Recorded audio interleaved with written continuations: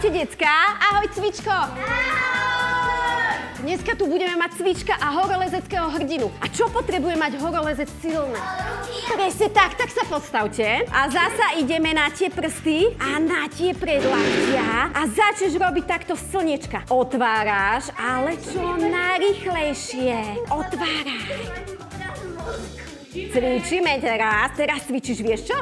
Teraz necvičíš ústami, ale cvičíš túto pred lakťami, prstekami a poď. Teraz ruky nad hlavu a stále čo najrýchlejšie otváraj slniečka. Až už cítite, decká? Pozrite sa, cvičko, ako trénuje. Teraz široké ruky a stále au. Lenže horolezci majú také silné ruky ako Pepek námorník. Ten horolezec je rozcvičený. Teraz horolezec potrebuje vysoko, dajte sa do dvojíc, dočiahnuť. Vo dvojici si tlesknete a hore čo najvyššie tleskneš, stred, tleskneš, dohora, tleskneš, stred, tleskneš, dohora. A teraz si to daj s výskokom. Tleskneš, hop, tleskneš hore, tleskneš, stred, tleskneš, dohora, tleskneš, stred, tleskneš, dohora, tleskneš, stred, tleskneš, paráda.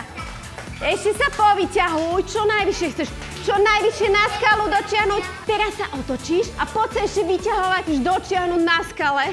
Vysoko, ešte vyššie. Poď na jednu nohu, na druhú nohu a ešte si rozcvičíme aj nohy. Lebo taký horolezec potrebuje mať aj nohy rozcvičené. Poďte do dosky a jedna noha vykročí, druhá noha a späť. Druhá noha vykročí a späť. Cvičko, pridaj sa do dosky a späť. Jedna noha.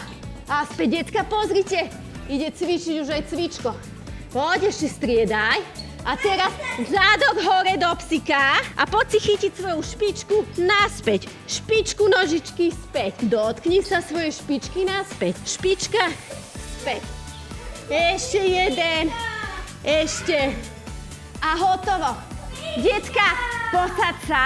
Keď máme toho horolezeckého hrdinu, tak si dáme doma, aby ste to tu už niektorí robili. Je to cvik, volá sa horolezec a bude to výzva na doma. A kľudne vám rodičia môžu stopnúť čas, že koľko vydržíte. Zasa sa dáte do tej dosky a buď budete takto skákať, alebo budete takto bežať ako horolezec. Z nohy na nohu, dobre? Buď budeš skákať, alebo takto bežíš a tento cvik.